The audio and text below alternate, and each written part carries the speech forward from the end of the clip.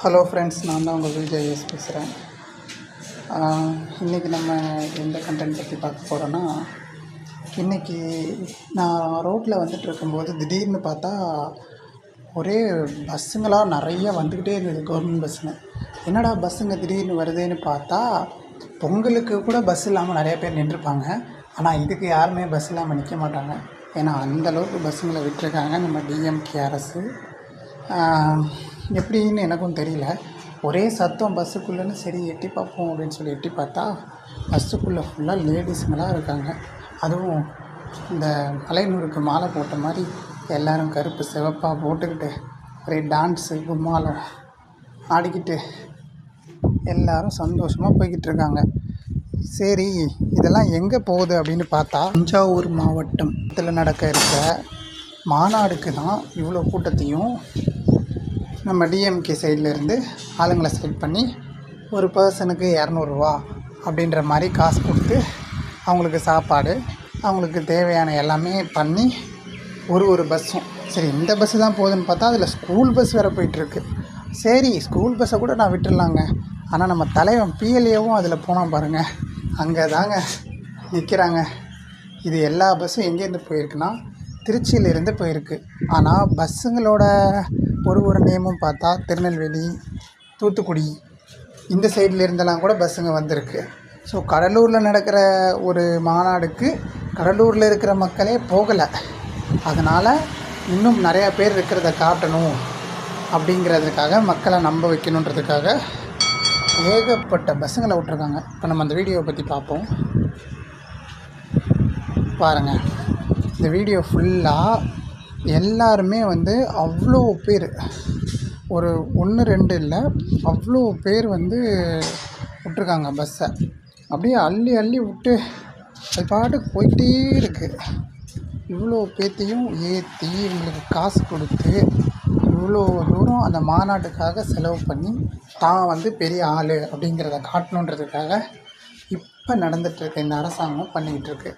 ஆனால் இது எதுவுமே இல்லாமல் உண்மையாக நம்ம மக்களுக்காக நல்லது பண்ணுனா கண்டிப்பாக மக்கள் நமக்காக அங்கே நிற்பாங்க அப்படின்றது எந்த அரசாங்கத்துக்கும் தெரியல.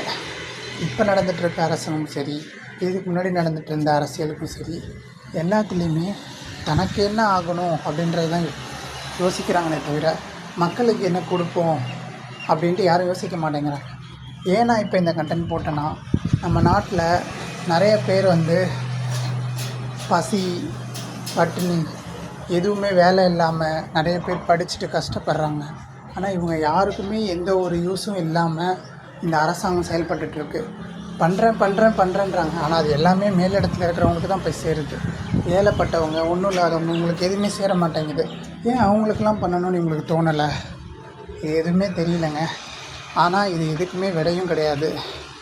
ஒருவேளை இதுக்கு ஒரு மாற்றம் வரணும் அப்படின்னா நம்ம மறுபடியும் ஒரு மாற்றத்தை உருவாக்கினா மட்டும்தாங்க முடியும்.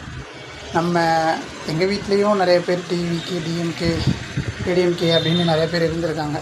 ஆனால் இதுக்கப்புறம் இருக்கக்கூடிய ஒரு மாற்றத்தினால கண்டிப்பாக ஏதாவது மாறுதானே பார்க்கலாமே.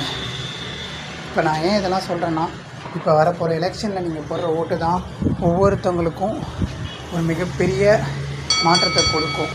இல்லை, நாங்கள் எந்த மாற்றத்தையும் எதிர்பார்க்கல, நாங்கள் இப்படியே இருந்துக்கிறோம் அப்படின்னு நினைக்கிறவங்க நீங்கள் எப்படி வேணால் இருந்துக்கோங்க. ஏன்னா உங்களை மாற்றவும் முடியாது, திருத்தவும் முடியாது. ஸோ மக்களே, புரிஞ்சு யோசித்து செயல்படுங்க. அதுக்காக தான் இந்த வீடியோ. இவ்வளோ விஷயம் நடந்துகிட்டு இருக்கும்போதும் ஒருத்தர் எதுவுமே பண்ணாமல், எந்த ஒரு செலவுமே இல்லாமல், அவர் வரத்துக்கு போகிறதுக்கு என்ன செலவோ அதை மட்டும் பார்த்துருக்காரு. ஆனால் அவருக்காகவே அவ்வளோ ஒரு மக்கள் திரண்டு வந்திருக்காங்க.